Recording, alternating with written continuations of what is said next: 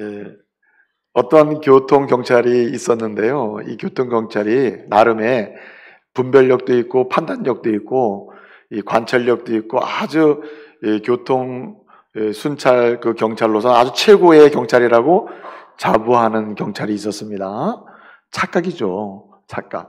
자기 스스로 판단력과 관찰력과 그리고 순찰력이 뛰어나다고 생각하는 아주 정확하게 본다. 나는 이러한 경찰이었는데 어느 날 순찰차를 끌고 나갔어요. 나가서 이제 도로를 순찰을 하고 있는데 그때 마침 대머리 총각이 오토바이를 타고 앞에 가고 있는 겁니다. 막 중앙선도 넘었다가 신호도 막 어기고 막 이러는 거예요. 그래서 이 순찰차를 몰고 가는 이 교통경찰이 이 마이크를 틀고 스피커에다 대고 그 앞에 가는 오토바이 그 오른쪽에 대시오 이렇게 하니까 막 도망가는 거예요. 이 대머리 총각은 생각한 겁니다. 아, 내가 이 신호도 위반하고 중앙선도 몇 번 침범한 데다가 이제 내가 헬멧도 쓰지 않았으니까 내가 완전히 벌점에다가 아주 크게 벌금을 물겠구나 하고는 걱정돼가지고 막 도망을 가는 거예요.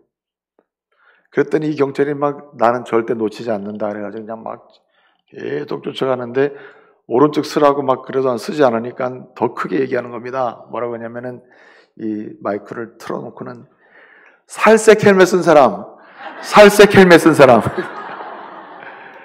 쓰라고 살색 헬멧 쓴 사람. 여러분 착각하며 사는 사람 많아요. 자기가 굉장히 똑똑하다, 정확히 본다, 정확히 판단한다. 여러분 우리가 믿음의 인생 여정을 살다 보면 어느 순간에 착각을 합니다. 내가 굉장히 영적으로 성숙한 사람이다. 영적으로 굉장히 견고한 사람이다. 믿음이 큰 사람이다. 뭐 믿음이 좋은 사람이다. 이렇게 착각할 때가 있거든요. 그럴 때 진짜 조심하셔야 돼요. 그럴 때 정말 조심하셔야 됩니다. 사도 바울이 고린도전서 12장에서 말씀하신 것처럼 너희가 선줄로 생각하거든 넘어질까 조심해라. 아니 넘어질까 조심하는 초점이 있는 게 아니라 계속해서 말씀 위에 서서 영적 성숙을 도모하는 사람이 되라는데 방점이 찍혀 있는 거예요. 거기 마침표가 있는 거예요. 여러분 우리가 종종 자기 자신의 신앙에 대해서 나는 신앙이 굉장히 성숙했다, 성장하고 있다, 믿음이 좋다, 믿음이 굉장히 크다 라고 착각하게 만드는 세 가지 요인이 있거든요. 그 첫 번째가 뭐냐면 전통에 익숙한 겁니다. 교회의 전통에 익숙한 사람, 예배에 익숙하고 기도 생활에 익숙하고 하여튼 뭔가 불편함이 없어요. 교회에서 행하는 모든 그런 예전이나 전통에 익숙한 사람, 나 다 알아, 나 편해 이렇게 생각하면서 익숙한 사람이 있단 말이에요. 전통에 익숙한 사람, 그 사람은 착각을 합니다. 종종 내가 믿음이 좋구나. 또는 두 번째 요인이 있는데 그 두 번째 요인이 뭐냐면 지식입니다. 지식. 성경 지식이 많을 때, 성경을 많이 알고 있을 때 사람들은 그 많이 알고 있는 자체를 뭘로 생각하냐면 내가 믿음이 좋다, 나는 영적으로 성숙하고 있다, 성장하고 있다고 착각할 때가 있다는 거예요. 성경 지식이 많을 때. 그 다음에 정말 크게 착각하게 만드는 요인, 세 번째 요인이 뭐냐면은 바로 봉사를 많이 할 때입니다. 교회에서 큰 일을 많이 할 때, 이 일 저 일 봉사를 많이 할 때 그 사람은 스스로 착각할 때가 있다. 예? 내가 믿음이 좋구나, 난 믿음이 컸구나 이렇게 생각할 때가 많다는 겁니다. 그렇습니다. 전통에 익숙하고 그리고 성경 지식이 많고 그리고 봉사하는 일이 많을 때 이 세 가지는요, 믿음이 성숙하고 영적으로 성숙한 사람에서 나타나는 특징인 건 확실합니다. 맞아요. 영적으로 성숙한 사람들에게 이런 모습이 나타나는 게 맞습니다. 전통에 익숙하고 그 다음에 성경 지식이 있고 그리고 봉사를 잘 하죠. 성숙한 사람, 영적으로 성장한 사람, 큰 믿음이 있는 사람은 이렇게 사는 게 맞아요.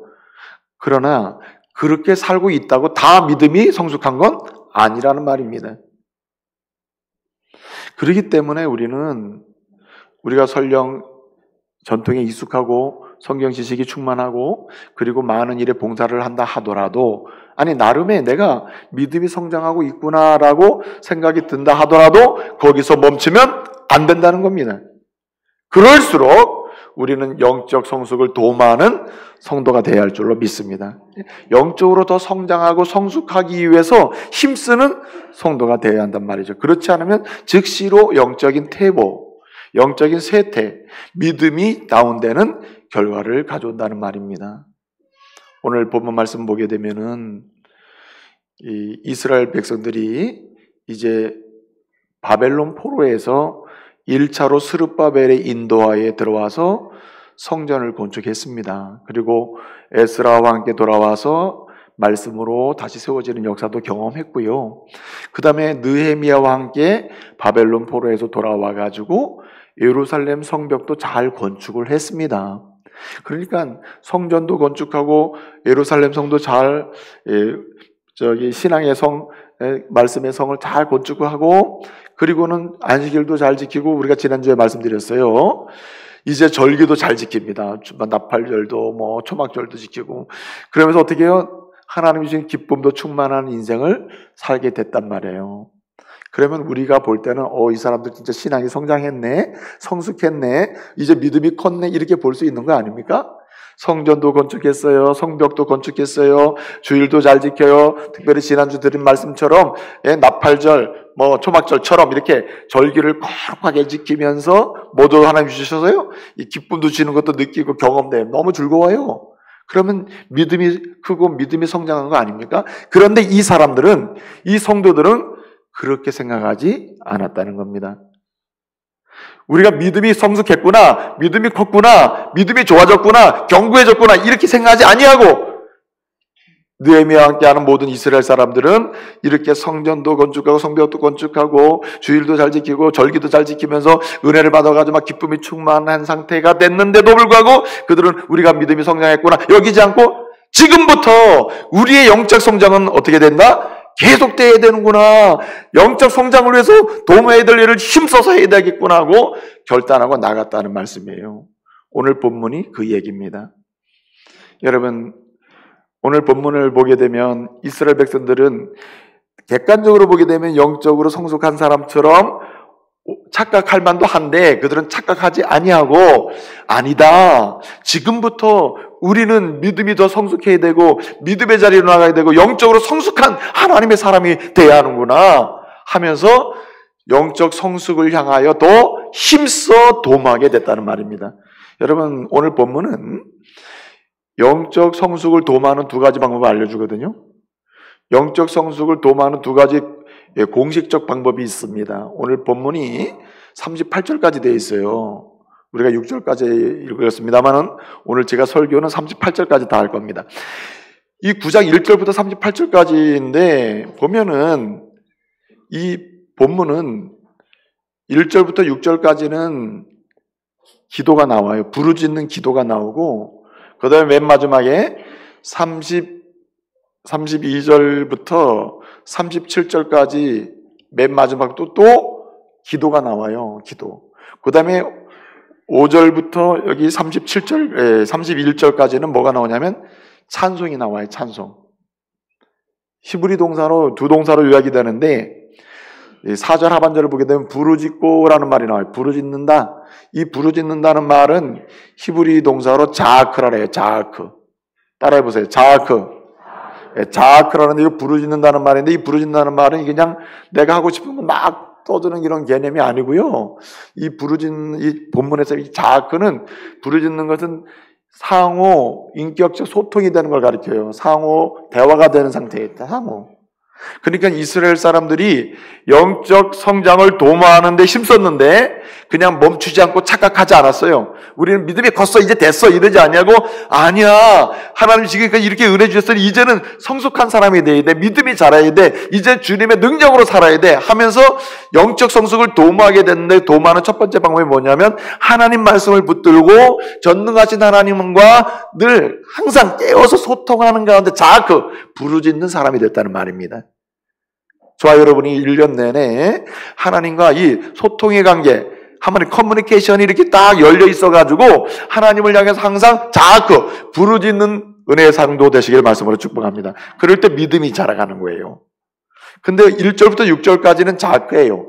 그 다음에 32절부터 37절까지도 자크예요. 부르짖는 얘기가 이 9장 첫 부분과 마지막 부분을 장식해요. 그 다음에 그 중간에 5절부터 31절까지는 뭐가 나오냐면은 한번 따라해 보세요. 바라크. 이 바라크는 뭐냐면 찬송한다, 송축한다, 경배한다 뭐 이런 뜻이에요. 그러니까 믿음이 이 영적 성숙을 도모하는 두 번째 방법이 있다면 그게 뭐냐면은 바로 우리 하나님을 찬양하는 것입니다. 하나님과 소통하는 가운데 내 이야기를 드리고 하나님이 응답해주고 이런 가운데 하나님이 은혜를 주시면은 이 하나님을 그냥 무조건 경배하는 거죠. 아, 하나님 너무 감사합니다. 주님을 높여드립니다. 이렇게 경배를 하는 거예요. 그러는 가운데 우리의 믿음은 자라가고 우리의 영적 성숙함은 도모될 줄 믿으시기 바랍니다. 그래서 오늘 이스라엘 사람들은 절대 착각하지 않았다. 절대 자만하지 않았다. 절대 됐다고 생각하지 않았다. 절대 여기까지 우리는 이제 만족한다 이러지 않았다는 거예요.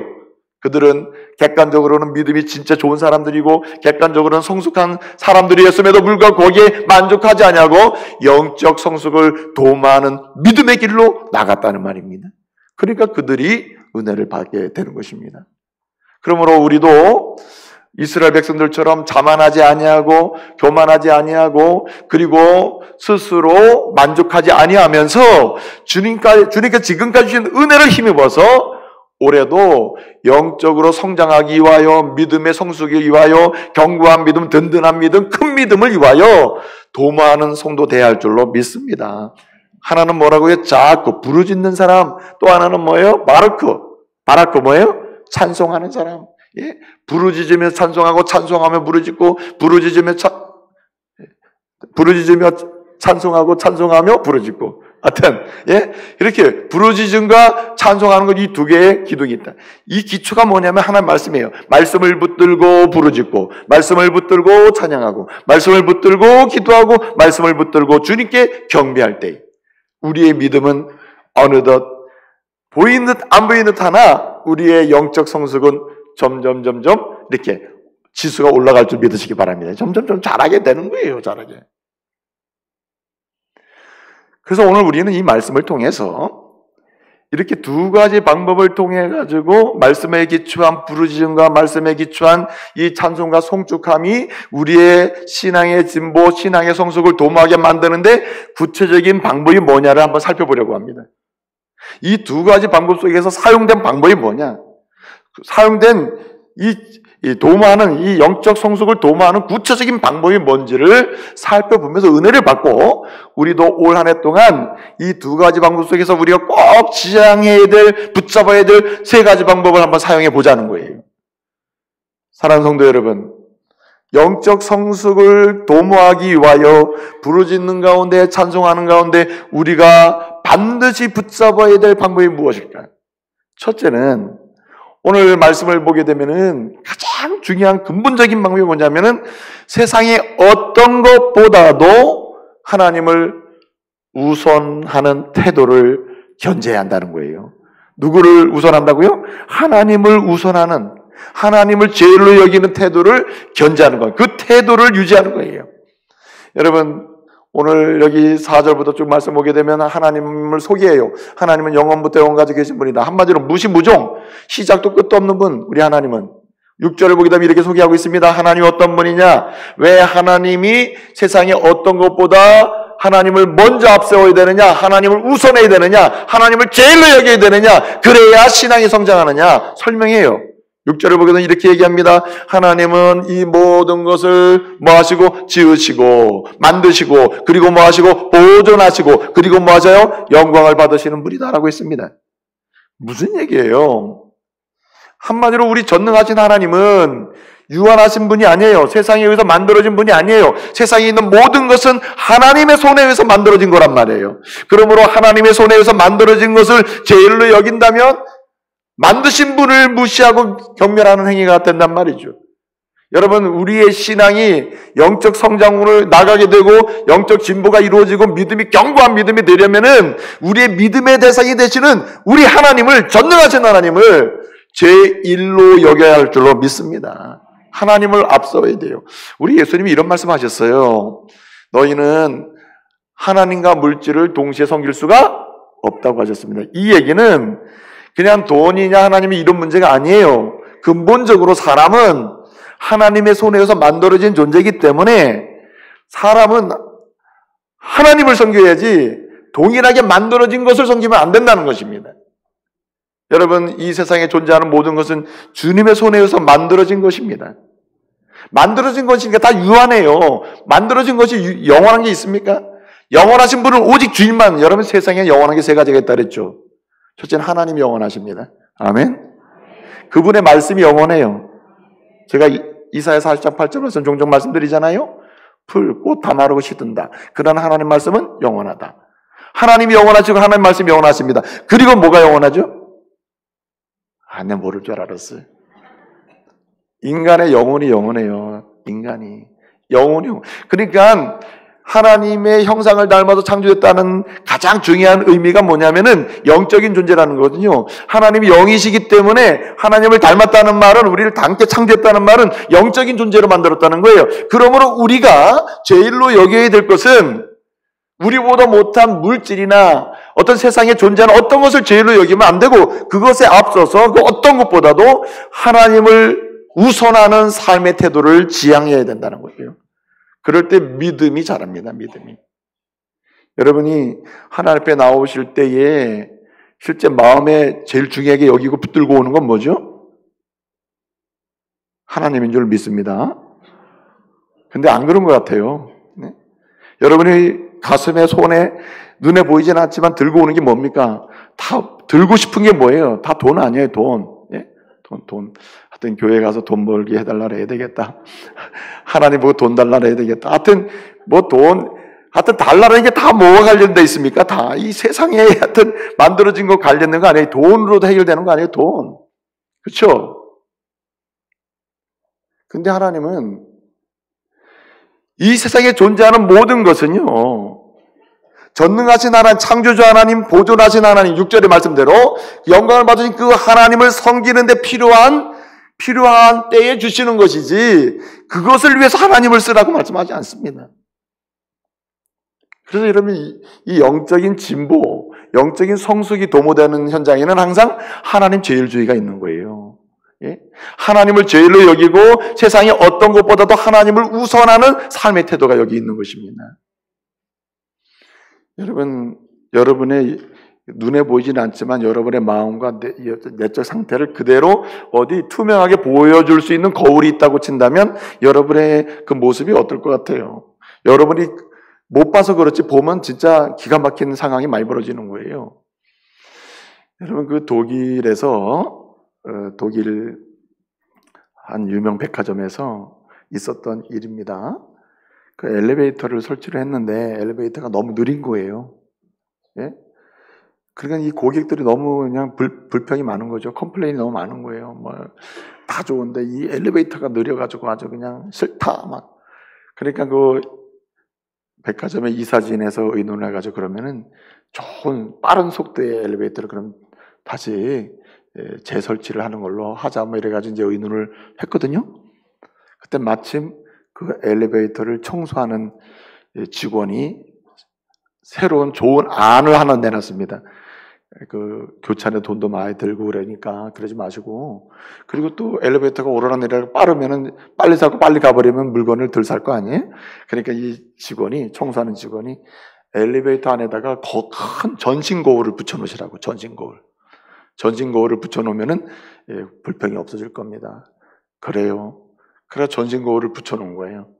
그랬더니 고객의 불평이 싹 사라진 거예요. 느리다는 불평이. 왜 그러겠어요? 타고 시간이 없어. 시간이 짧아. 이제는 자기 얼굴을 다 보려, 예쁜 얼굴 보려니까 짧은 거예요. 그냥 타기만 하고 그냥 거울 보면서 뭐 어디가 어떻고 이거 하다 자기 벌써 가고 싶은 층에 벌써 와 있는 거예요. 그리고 물건도 많이 팔리고. 사람의 심리는요, 자기를 정확하게 볼 수 있으면 굉장히 보는 걸 좋아하는 성향이 있어요. 자기를 볼 수만 있다면 보는 걸 좋아하는 성향이 있거든요. 그런데 여러분 보세요. 하나님의 사람들이 영적인 진보를 이루고 영적 성숙함을 경험하려면은 하나님을 거울 삼아서 영원하신 하나님 앞에 자기 자신을 세워놓고 하나님을 통해서 비추는 자기 모습을 보는 그런 삶이 필요해요. 그럴 때 우리가 어떻게 성장이 일어나는 것입니다. 여러분, 세상을 향해서 나 자신을 세워놓고 아무리 비춰보세요. 내가 영적으로 변화되는데 도움이 될 만한 게 있습니까? 오늘 말씀은 이렇게 얘기하는 거예요. 하나님 앞에 너 자신을 세워라. 영원하신 하나님 앞에 세워라. 영이신 하나님 앞에 세워라. 그럼 너의 영적 상태를 볼 수 있을 거다. 그렇게 얘기하는 거예요. 그 하나님 앞에 세워보라는 얘기죠. 여러분, 영원하신 하나님을 우선하고 하나님을 제일로 여기고 하나님을 세상이 어떤 것보다도 우선하는 삶의 태도로 나갈 때 우리는 하나님을 닮게 됨을 믿으시기 바랍니다. 이렇게 닮아가기 시작하는 거예요. 사람이 제일로 여기는 걸 닮아간다 그러잖아요. 오늘 본문 말씀 보게 되면 5절부터 31절까지를 보게 되면 이스라엘의 역사, 이제 6절, 7절 보면은 아브라함을 하나님께서 부르십니다. 세상 가운데 아브라함을 부르셔서 이스라엘의 조상으로 삼으시거든요. 그리고 아브라함부터 시작되는 이스라엘의 역사를 쭉 설명을 해서 바벨론 포로까지 갔던 상황까지 쭉 31절까지 노래를 해요. 그 고백을 하면서 어떤 얘기하냐면 그 이스라엘 역사를 쭉 이야기하면 주님을 찬양하는 거거든요. 그 찬양의 내용 중에 하나가 뭐냐면 우리가 우리의 역사를 보건대 하나님을 우선할 때는 우리가 영적으로 성장했으며 하나님을 우선하지 않았고 세상을 우선할 때 세상 것을 하나님보다 우선하고 제일로 여겼을 때는 우리가 영적으로 퇴보해서 때로는 세상의 종로로 타기도 하고 잡혀가기도 하고 멸망당하기도 하고 이렇게 종로로 타기도 했습니다. 이렇게 노래를 하고 있단 말이에요. 왜 이 노래를 하겠어요? 이 노래를 하면서 이들이 영적 성장을 하는데 뭐라는 거야? 그렇구나. 우리가 성장하기 위해서는, 우리가 믿음이 견고해지기 위해서는 하나님의 사람으로 믿음의 부여함을 경험하기 위해서는 누구 제일로 살아야 된다? 하나님 제일로 살아야 된다는 거예요. 하나님 제일로. 여러분, 사무엘 상하를 보게 되면 사무엘 상하 이 주제가 뭐냐면 특별히 사무엘상 2장 30절이 주제거든요. 사무엘상 2장 30절에 이런 말씀이 나옵니다. 나를 존중히 여긴 자는 내가 존중히 여기고 나를 경멸하고 나를 멸시하는 자는 내가 그를 뭐하리라? 경멸하리라 그랬어요. 무슨 얘기입니까? 누가 믿음이 자라고 믿음의 부여함을 경험하고 믿음을 통해 주신 하나님의 나라의 거룩함을 맛보게 되냐 말이에요. 누가 하나님의 존중을 받으면서 위로를 받으면서 하나님의 인정을 받는 사람이 되냐 말이에요. 뭐하는 사람? 하나님을 존경하는 사람이래. 하나님을 제일로 여기고 하나님을 우선하는 사람이라는 거죠. 여러분, 2020년 올 한 해 동안은 일상에서 하나님을 우선하는 은혜가 있기를 바랍니다. 하나님을 우선하는 은혜, 하나님을 제일로 여기는 은혜, 하나님께서 기뻐하시는 길을 우선 선택하는 은혜, 그것이 믿음을 자라게 하는 첫 번째 도모하는 방법이라는 거예요. 그래서 사실은 진정으로 자꾸 부르짖고 진정으로 바라크 찬송하면 그 찬양과 기도 속에서 주시는 은혜 중에 하나가 하나님 우선하지 않았던 삶을 계속해서 하나님 앞에 돌아보게 되는 은혜를 경험하게 돼요. 그래서 주님 닮아가게 되는 것입니다. 또 한 가지는 오늘 여기 말씀을 보게 되면은 영적 성숙을 위해서 동호해야 될 구체적인 두 번째 방법이 나옵니다. 그것이 뭐냐면 반드시 상처를 치료받아야 한다는 거예요. 따라합시다. 나의 상처를 반드시 치료받아야 된다. 상처를 치료받아야 된다는 거예요. 오늘 본문에 이 자꾸 부르짖는 이 기도가 첫 번째가 맨 마지막 부에 나온다 그랬는데 오늘 32절부터 37절 사이에 나오는 이 자꾸 부르짖는 기도를 보게 되면 이 기도의 내용인즉 뭐냐면 31절에 이런 말씀이 있습니다. 하나님은 긍휼하심으로 버리지도 않고 멸하지도 아니하심을 우리가 안다. 주의 긍휼하심에 우리가 구원 얻는 이런 노래를 한 다음에 뭐라고 얘기했냐면 이렇게 얘기합니다. 34절에 우리가 순종하지 아니함으로, 35절에 우리가 악을 그치지 아니함으로, 36절에 그래서 우리가 종이 되었습니다. 그리고 뭐라 그럽니까? 37절에 우리가 심히 공고한 상태에 있습니다. 이 말을 정리하는 한마디로 얘기하면 우리가 지금 상처 입은 백성입니다.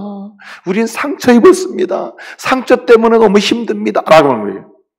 여러분, 사람이 상처 없는 사람이 없어요.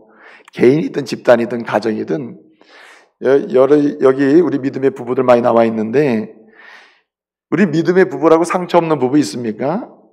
부부들 간에서 상처가 다 있어요. 상처 없는 부부는 없습니다. 단지 어떤 부부가 믿음의 부부로 어떤 사람이 믿음의 사람으로 상처 없는 교회가 있습니까? 없죠. 상처 다 있습니다. 어떤 교회든. 그러나 상처가 있음에도 불구하고 어떤 교회가 영적인 진보와 성숙을 경험하는 교회가 되느냐? 상처를 뭐한 교회? 치료한 교회예요. 치유한 교회. 여러분 상처 치유받는 은혜가 있기를 바랍니다. 상처가 있는데 상처가 없는 것처럼 살면은 하나님의 말씀이 끊임없이 들어오다가 어느 시점이 되면 말씀을 받을 수가 없어요. 왜냐하면 은혜의 말씀임에도 불구하고 상처 위에 말씀을 올려놓잖아요. 이 말씀 지키는 자체가 더 부담이 돼버린 거예요. 그래가지고 하나님 말씀 받는 게 힘들어요. 그래서 교회 가는 게 은혜가 안 되는 거예요. 뭐가 치유되지 않으면? 상처가 치유되지 않으면. 그러므로 여러분 개인적 상처든 가정적 상처든 공동체 상태든 집단적 상처든 간에 내게 있는 상처를 주님이 치유해 주시기를 소원하시기 바랍니다. 치유되는 상처. 여러분 우리 예수님이 어떤 분이냐면 상처 입은 따라서요. 상처 입은 치유자. 우리 예수님은 어떤 분이냐면 상처 입은 치유자라.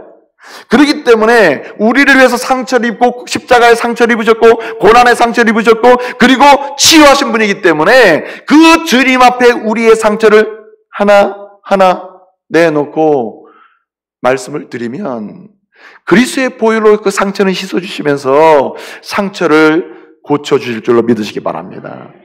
여러분 오늘 이스라엘 백성들이 이렇게 얘기하는 거예요. 객관적으로 보게 되면 성전을 건축했어요. 성벽도 건축했어요. 그리고 주일도 잘 지켜요. 절기도 잘 지켜요. 기쁨이 충만해요. 상처 없는 것처럼 보이죠.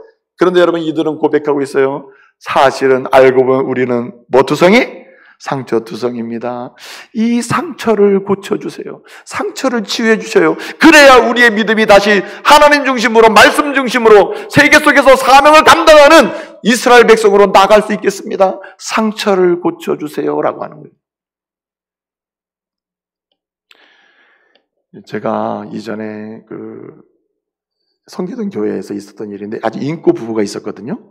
굉장히 여러분 제 이야기 지금 듣기 불편하시죠? 괜찮아요? 이 말이 좀 안 되는 것 같아요 지금. 근데 아주 인고 부부가 있었는데요. 누가 보더라도 부러울 정도로 그렇게 행복하게 산 부부였어요. 근데 이 남편 되시는 집사님이 화학 공장에 근무하셨거든요. 화학 공장에 근무하셨는데 어느 날 가슴에 종기가 난 거예요. 그러니까 뭐 이렇게 하고 짜고 이렇게 해서 후시디를 바른 거예요. 그러니까 깨끗하게 났어요. 근데 일주일 가니까 또 난 거예요, 그 자리에. 또 짜고 이렇게 해서 후신을 바른 거예요. 깨끗해졌어요. 그리고 한 2주 지나도 또 난 거예요. 그래서 이상하다. 그래가지고 피부과를 간 거예요. 피부과 갔더니 피부과 선생님이 이런 거는 아주 근원을 말려버려야 된다고 하면서 그 레이저를 지져버린 거예요. 이렇게 지져가지고 이제 해서 말끔히 났어요. 그래서 3개월 뒤에 또 난 거예요, 그 자리에. 그게 너무 이상하잖아요. 그래가지고 피부과에서 의뢰를 해가지고 진단서를 끊어서 이제 서울대병원을 간 거예요. 가서 진료를 했는데 내용인즉 임파선암인 거예요. 이미 겉으로 드러나는 거는 그것밖에 없지만 속에서는 이미 쫙 퍼지고 있던 겁니다.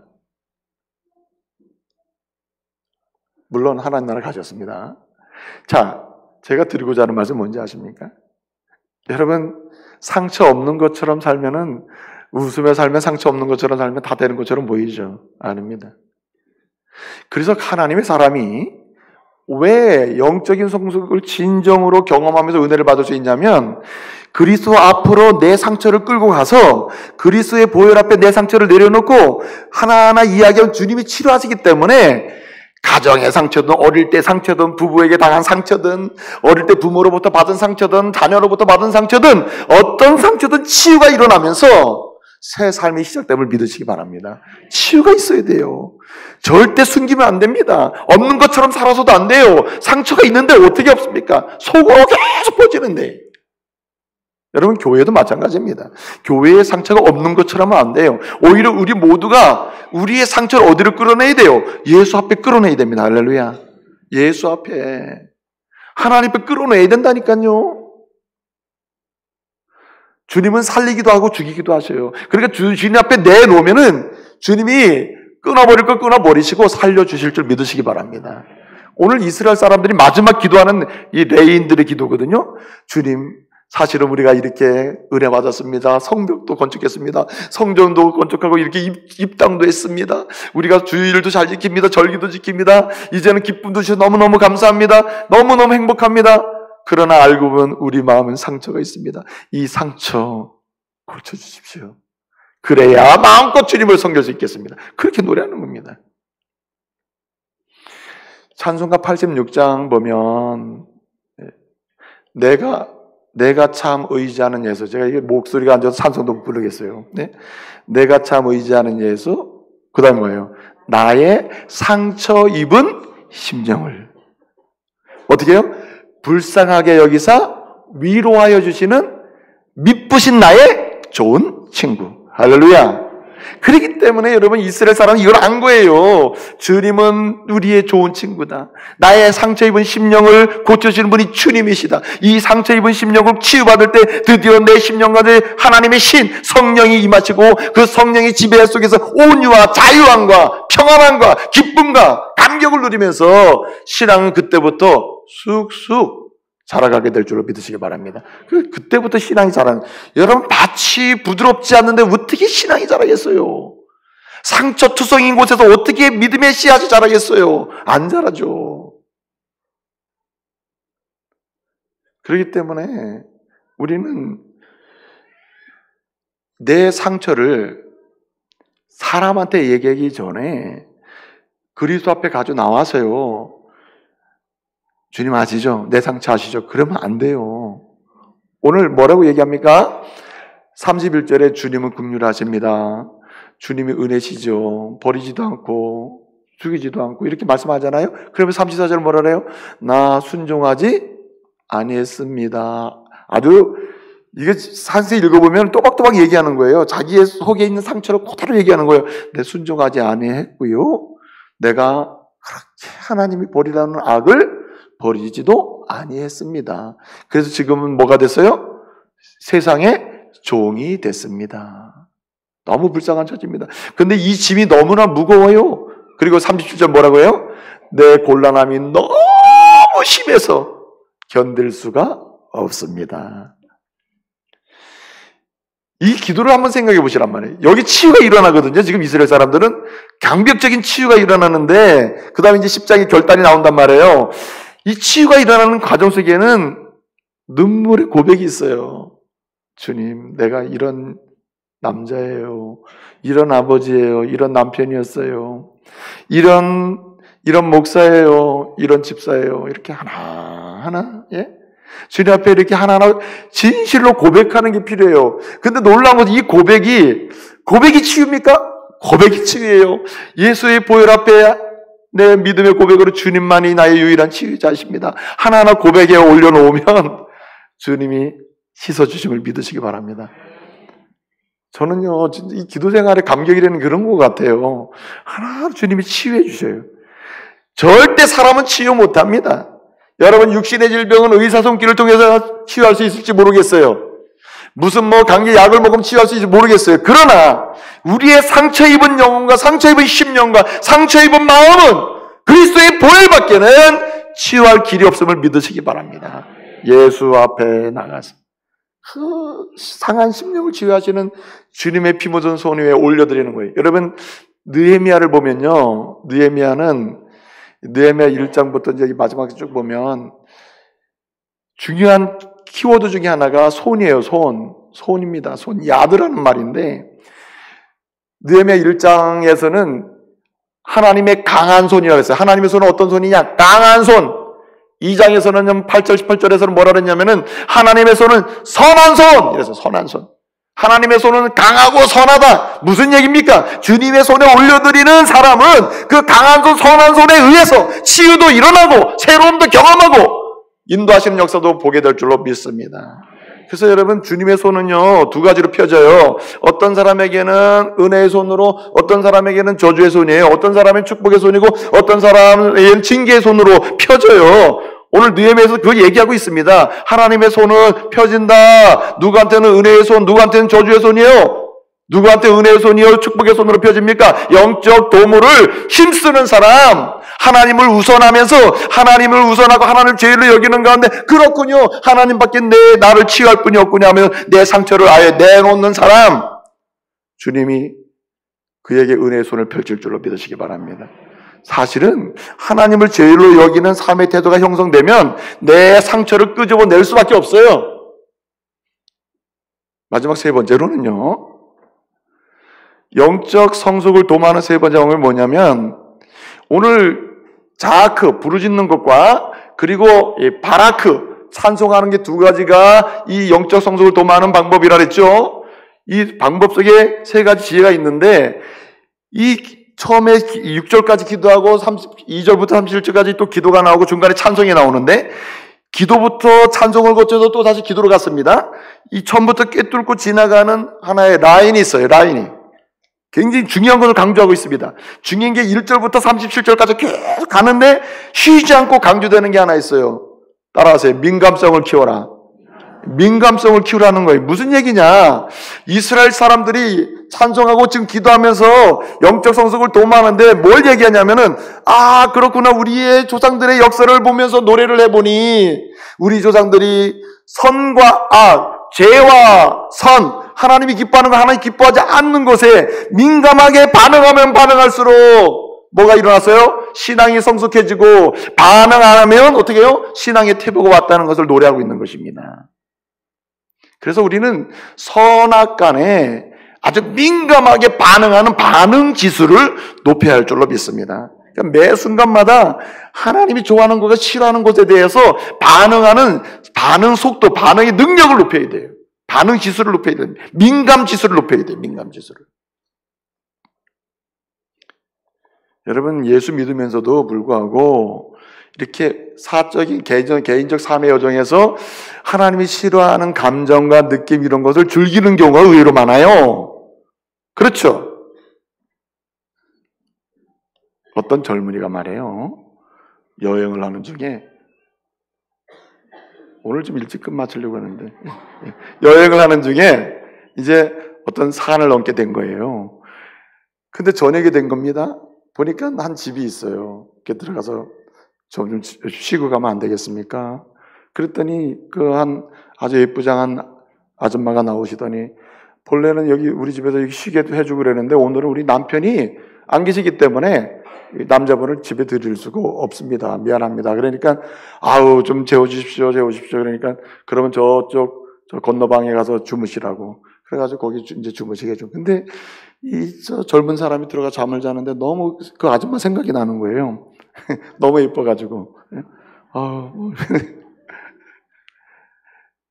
잠이 안 오는 거예요. 너무 예쁜 아줌마를 봐가지고. 근데 한참 지났는데 이 아줌마가 노크를 하는 거예요. 혼자 주무시기 쓸쓸하죠. 그러니까 이 남자분이 침을 꼴깍꼴깍 생기면서, 혼자, 그렇죠. 아주 쓸쓸하죠. 그러니까 이 여자분이 뭐라냐면, 그래요. 그럼 참 잘 됐네요. 예, 방은 하나고, 마침, 재워줄 방은 하나고, 마침 지나가는 할아버지가 또 재워달라고 그러니까, 이 할아버지랑 주무시라고. 예. 여러분 아마 지금 침을 꼴깍꼴깍 생긴 분이 있을 거예요, 아마. 여러분 생각해 보세요. 사람이 하나님의 사람에도 불구하고 하나님이 원치 않는 그런 마음을 마음껏, 안 보이니까 마음껏 즐기고 마음껏 누리는 그런 성향이 인간의 본성이라 이거예요. 그런데 누가 영적인 진보를 거듭하고 믿음이 자라가냐면은, 그래서 하나님이 주시는 은혜를 세밀하게 경험하기 시작하냐면 민감한 사람이에요. 하나님이 싫어하는 것에 민감한 사람, 하나님 좋아하는 것에 민감하게 반응하는 사람이라. 그래서 여러분 느헤미야, 에스라서하고 느헤미야서 이렇게 같은 이제 성벽 건축한 이야기잖아요. 포로에서 돌아온 사건을 기록하고 있는데, 에스라서 말씀하고 느헤미야서 말씀에 나오는 아주 공통적으로 자주 사용하는 단어가 하나가 있어요. 오스파르나라는 단어예요. 한번 따라해 보실래요? 오스파르나. 오스파르나라는 단어인데 이게 무슨 뜻이냐면 신속하다, 빠르다, 잽싸다, 뭐 이런 뜻이에요. 이 단어가 에스라서나 느헤미야서 종종 사용돼요. 근데 이 신속하다, 빠르다, 잽싸다 하는 이런 오스파르나라는 단어가 나오면 뒤에 꼭 두 가지 중에 하나가 나와요. 신속하게 순종했다, 신속하게 회개했다는 쪽이에요. 그럼 무슨 얘기입니까? 말하고자 하는 게 뭐예요? 누가 영적인 진보를 가져오느냐, 누가 믿음이 잘하느냐, 누가 성숙한 하나님의 사람이 되느냐의 가장 중요한 마지막 방법은 민감하게 누가 반응하느냐의 문제입니다. 하나님이 싫어하는 걸 싫어하는 것으로 반응하고 하나님이 좋아하는 걸 좋아하는 것으로 반응하는 사람이 믿음이 자라기 시작한다는 말이죠. 여러분, 교회 내에서 수많은 직분을 가지고 있으면서도 해외에 나가서 온갖 하나님이 싫어하시는 못된 삶의 습관을 마음껏 행하는 사람이 얼마나 많아요. 그리고 홀로 있을 때 자기의 마음에 절제가 되지 않는 사람이 얼마나 많습니까? 여러분, 진정한 영적인 진보와 성숙은, 그래서 성령께서 주시는 위로와 은혜는 누가 누리느냐? 민감하게 반응하는 사람이에요. 민감하게 반응하는 사람.